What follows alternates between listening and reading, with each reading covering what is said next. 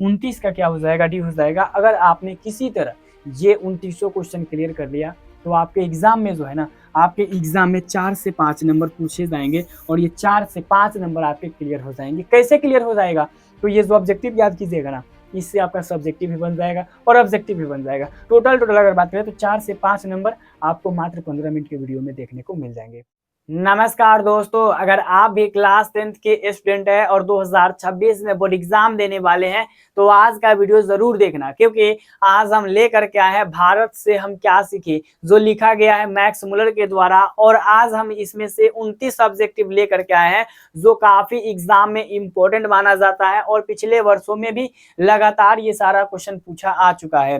तो आप अगर कोई भी गाइड पढ़ते हो, ब्रिलियंट पढ़ते हो, एमबीडी पढ़ते हो, कोई भी गाइड पढ़ते हो तो आपको सारा क्वेश्चन उसमें देखने को मिल जाएंगे, क्योंकि उसमें जो क्वेश्चन पूछा गया है ना और जो एग्जाम में बार बार रिपीट होता है वो क्वेश्चन लेकर के आया हूं।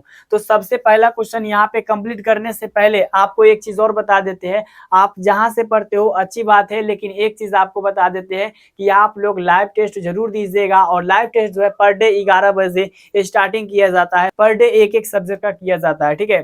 तो सबसे पहले यहाँ पे देखिएगा पहला क्वेश्चन, भारत से हम क्या सीखे, पाठ गद्य की कौन सी विद्या है। यानी भारत से हम क्या सीखे, ये क्या है, कहानी है, निबंध है, साक्षात्कार है या फिर भाषण है।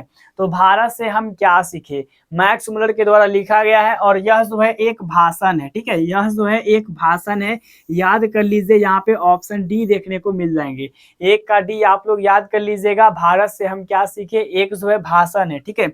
अगला क्वेश्चन ये पूछ देगा कि भारत से हम क्या सीखे, ठीक है, भाषण का हिंदी रूपांतर किसने किया था, ठीक है। भारत से हम क्या सीखे जो मैक्स मुलर के द्वारा लिखा गया था उसका हिंदी में रूपांतर कौन किया था। ये एग्जाम में जो है ना बार बार रिपीट होता है, ये आपको हमेशा याद होना चाहिए। तो याद कर लीजिए आप लोग, दो का correct answer doctor Bhavinath Shankar Trivedi, ठीक है, डॉक्टर भवानी नाथ शंकर त्रिवेदी। दो का करेक्ट आंसर क्या हो जाएगा आपका, ऑप्शन बी हो जाएगा। ये हमेशा भाई याद रखना, ठीक है। तो यहाँ पर आपका अगला क्वेश्चन देखिएगा, क्या कहा जा रहा है कि भारत में प्राचीन काल में स्थानीय शासन की कौन सी प्रणाली जो थी प्रचलित थी, ठीक है। भारत में अगर हम बात करें तो प्राचीन काल में स्थानीय शासन कौन इसमें जो है ज्यादा प्रचलित था। तो आपको व्यवस्था यहाँ पे अगर बात करें, तीन का करेक्ट आंसर तो याद कर लीजिए भाई, स्थानीय शासन क्या हो जाएगा, स्थानीय शासन हो जाएगा। तीन का करेक्ट आंसर ऑप्शन ए याद कर लीजिए। और ये भी एग्जाम में रिपीट होता है, बार बार मैं आपको नहीं बताऊंगा कि कौन सा क्वेश्चन इंपॉर्टेंट है, क्योंकि चैप्टर यहाँ पे अगर बात करें इस चैप्टर का इतना सारा ऑब्जेक्टिव क्लियर करो, इसके बाद अदर एक भी नहीं देखना, ठीक है। 4 नंबर क्वेश्चन है, भारत की सर्वाधिक आबादी कहाँ बसती है, महानगरों में, शहरों में, सरायों में या फिर गाँव में, ठीक है। तो भारत की जो सर्वाधिक बस्ती है वो गाँव में बसती है, ठीक है। सर्वाधिक लोग ज्यादा गाँव में रहते हैं, सबसे ज्यादा लोग, ये मैक्स मुलर बात को बोले हैं, ठीक है। याद रखिएगा। अगला क्वेश्चन यहाँ पे आपसे ये पूछेगा कि मैक्स मुलर कहाँ के रहने वाले थे, इंग्लैंड के, जर्मनी के, अमेरिका के या फिर श्रीलंका के। तो सबसे पहले आप याद कर लीजिए कि मैक्स मुलर जर्मनी के डेसाऊ में रहते थे, ठीक है, डेसाऊ के रहने वाले थे, जर्मनी के, ये आपको हमेशा याद होना चाहिए। और 5 का करेक्ट आंसर क्या हो जाएगा भाई, ऑप्शन बी हो जाएगा, ये याद कर लेना, ठीक है।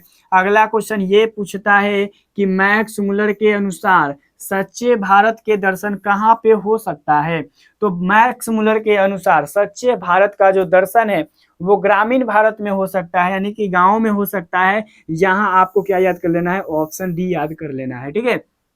6 का क्या याद कीजिएगा, ऑप्शन डी, यानी कि ग्रामीण भारतों में, ठीक है। अगला क्वेश्चन भाई स्टार्ट हो जाएगा, देख लेना कि मैक्स मुलर थे भारत भक्त या फिर संस्कृत अनुरागी या फिर वेदों के प्रति अगाध अवस्था रखने वाला या फिर सभी। तो ये जो थे ना मैक्स मुलर, ये सभी थे, आप याद कर लीजिएगा ऑप्शन डी। 7 का क्या याद कीजिएगा, ऑप्शन डी हो जाएगा और यही करेक्ट आंसर हो जाएगा, याद रखना। अगला क्वेश्चन भाई पूछ देगा, जवाब देना कि मैक्स मुलर ने कालिदास के किस पुस्तक का जर्मन में अनुवाद किया था। तो कालिदास के द्वारा एक लिखा गया है मेघदूत, जो आपको पता होगा तो मेघदूत का जो है ना, मेघदूत का जो है उन्होंने जर्मन भाषा में अनुवाद किया था। 8 का भाई याद रख लेना, ऑप्शन भी हो जाएगा। अगर ये चीज तुमको याद है तो बहुत अच्छी बात है, क्योंकि ये क्वेश्चन इस साल 2026 में आपको देखने को मिल जाएंगे। लिख करके रख लो अपने कॉपी में, ठीक है। अगला क्वेश्चन यहाँ पे बनेगा आपके लिए कि मैक्स मुलर को किसने वेदांतियों का वेदांती कहा। ठीक है, स्वामी विवेकानंद, रामानुचार्य, शंकराचार्य या फिर सभी गलत है। तो मैक्स मुलर को वेदांतियों का वेदांत स्वामी विवेकानंद ने कहा था। ऑप्शन ए याद कर लीजिए। 9 का क्या याद कीजिएगा, ऑप्शन ए याद कीजिएगा कि विवेकानंद ने मैक्स मुलर को वेदांतियों का वेदांत कहा। ठीक है, अगला क्वेश्चन यहाँ पे भाई बनता है कि मैक्स मुलर ने किस वर्ष की अवस्था में लिपिनी विश्वविद्यालय, लिपिंग, ठीक है ना, लिपिजिंग विश्वविद्यालय में संस्कृत का अध्ययन जो है प्रारंभ कर दिया। यानी लिपिजिंग विश्वविद्यालय में जो है मैक्स मुलर किस वर्ष की अवस्था में वो गए थे, ठीक है, संस्कृत पढ़ने गए थे। तो क्या याद कीजिएगा भाई, 18 वर्ष। कितना वर्ष, 18 वर्ष। ये सारा क्वेश्चन आपको एग्जाम में देखने को मिल जाएंगे। और भारत से हम क्या सीखे, ये मोस्ट इंपॉर्टेंट क्वेश्चन है, इससे सब्जेक्टिव भी आपका बनता है, ये जरूर याद रखना चाहिए। अगला क्वेश्चन है मैक्स मुलर ने कठ और केन आदि, ठीक है ना, उपनिषद का किस भाषा में अनुवाद किया है। ठीक है ना, ये पूछता है कि कठ और केन, ठीक है ना, इत्यादि का मतलब कि अनुवाद किसने किया है। तो आप याद कर लीजिएगा कौन, मैक्स मुलर। ठीक है, तो यहाँ पे अगर हम बात करें 11 का करेक्ट आंसर, तो इन्होंने जर्मन भाषा में अनुवाद किया था। ठीक है, किस भाषा में, जर्मन भाषा में जो था कंठ और केन का ये अनुवाद किए थे। अगला क्वेश्चन यहाँ पे आपसे ये पूछेगा एग्जाम में कि जवाब दो भाई, मैक्स मुलर की दृष्टि में सर्वाधिक संपदा और प्राकृतिक सौंदर्य से परिपूर्ण कौन सा देश है। तो उनके अनुसार भारत जो है सबसे परिपूर्ण है। वो जर्मनी के रहने वाले थे लेकिन उनका बुराई नहीं किया।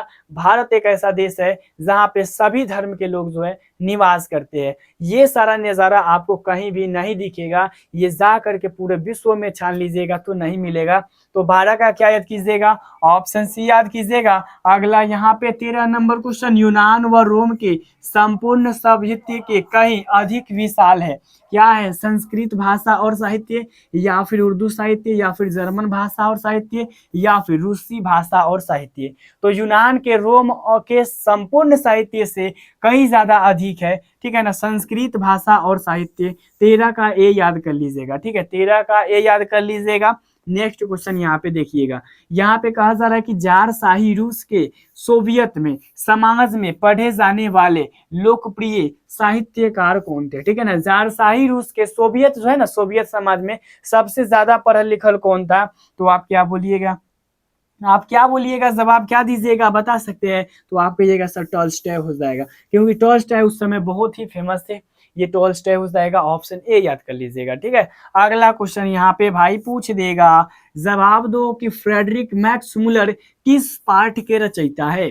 ठीक है, फ्रेडरिक जो मैक्स मुलर है जिनका जन्म जर्मनी के डेसाउ में हुआ था सन 1823 ईस्वी में, तो वो किस पाठ को लिखे थे। तो आपको तो याद होगा कि भारत से हम क्या सीखे, पाठ को लिखे थे।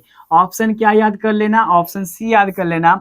अगला क्वेश्चन, शेर की खाल में गधा, यह कहावत यूनान के प्रसिद्ध दार्शनिक प्लेटो ने, है ना, किस पुस्तक में मिलती है। प्लेटो मतलब कि जो शेर के खाल में गधा, ठीक है, ये आपको चीज जब पढ़िएगा ना, भारत से हम क्या सीखे पूरा कहानी, तो इसमें आपको सारी चीज जानकारी बताते हैं।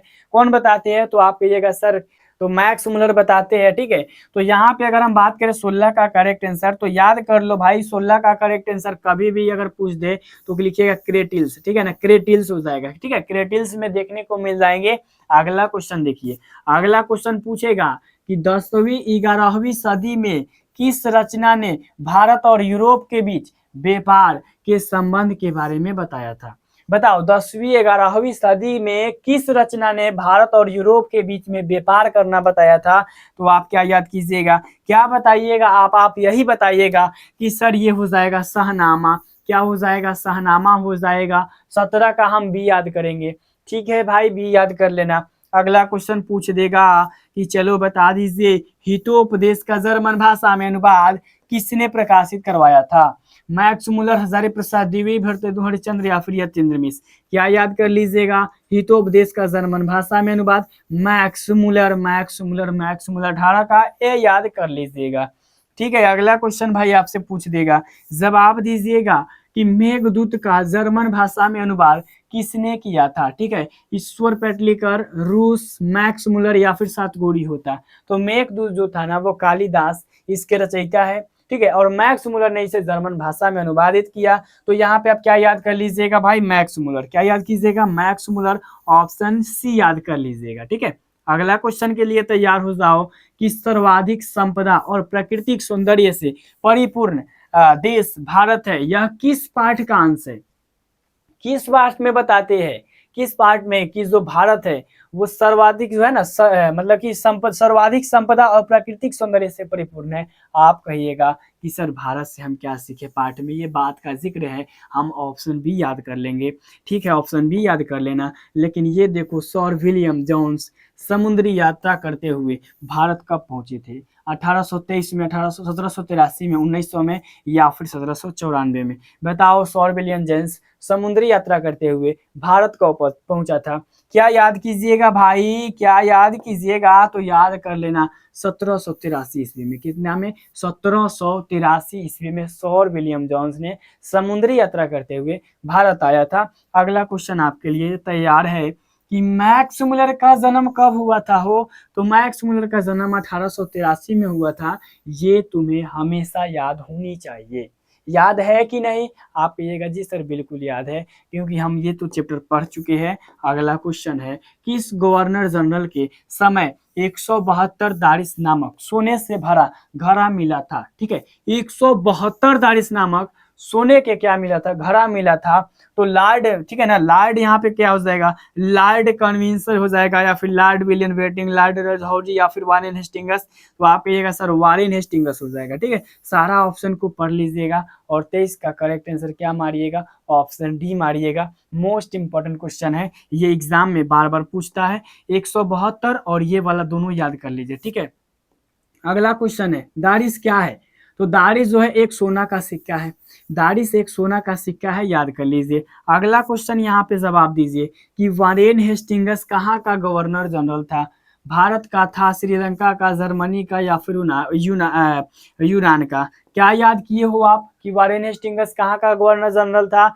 आप यही याद किए हो कि वारेन हेस्टिंगस जो था भारत का जो था ना, भारत का गवर्नर जनरल था। ठीक है, और इसी के समय जो है 172, ठीक है ना, 172 दारिस नामक सोना का सिक्का का घड़ा मिला था, याद रखिएगा। अगला क्वेश्चन भाई ये रहा, हरकस थे भूवैज्ञानिक, वनस्पति वैज्ञानिक, जंतु वैज्ञानिक, विविध शास्त्री। तो हरकस कौन थे, ये आपको चैप्टर भारत से हम क्या सीखे इसमें मिल जाएंगे। तो 26 का आप लोग याद कर लीजिएगा। ठीक है ना, 26 का वनस्पति वैज्ञानिक। ठीक है, वनस्पति वैज्ञानिक 26 का बी करेक्ट हो जाएगा। ये हमें आपको भी पता होना चाहिए। ठीक है, हमको आपको दोनों को पता होना चाहिए। यहाँ पे पारसियों के धर्म का क्या नाम है। ठीक है ना, पारसियों के धर्म का क्या नाम है, वो बौद्ध, जैन, वैदिक, जरथुस्ट। क्या जवाब दीजिएगा। तो सर मेरे को तो 27 का याद है, जरथुस्ट हो जाएगा, जरथुस्ट हो जाएगा। ऑप्शन डी याद कर लीजिए। अगला क्वेश्चन पूछ देगा, विशाल भारत संपत्ति और किस चीज की खान है। ठीक है ना, जो हमारा विशाल भारत है वो संपत्ति और किस चीज का खान है, कोयले की खान, हीरे की खान, प्राकृतिक सुकमा की खान या फिर वन संपदा की।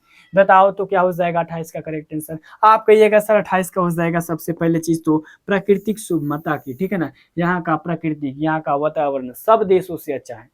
यहाँ ठंड भी मिलता है, गर्मी भी मिलता है, बरसात भी मिलता है, बहुत सारी चीज यहाँ आनंद ही आनंद है प्राकृतिक रूप से। भारत हमारा जो है ना एक महान देश है और कभी भी महान रहेगा। तो यहाँ पे देखिएगा, सच्चा भारत कहाँ बसता है, वो सच्चा जो भारतीय होता है गाँव में बसता है। 29 का क्या हो जाएगा, डी हो जाएगा। अगर आपने किसी तरह ये 29 क्वेश्चन क्लियर कर लिया तो आपके एग्जाम में जो है ना, आपके एग्जाम में 4 से 5 नंबर पूछे जाएंगे और ये 4 से 5 नंबर आपके क्लियर हो जाएंगे। कैसे क्लियर हो जाएगा, तो ये जो ऑब्जेक्टिव याद कीजिएगा ना, इससे आपका सब्जेक्टिव भी बन जाएगा और ऑब्जेक्टिव भी बन जाएगा। टोटल अगर बात करें तो 4 से 5 नंबर आपको मात्र 15 मिनट के वीडियो में देखने को मिल जाएंगे। आई होप कि आज के वीडियो आपको समझ में आई होगी। मिलते हैं नेक्स्ट वीडियो में, तब तक के लिए जय हिंद, जय भारत।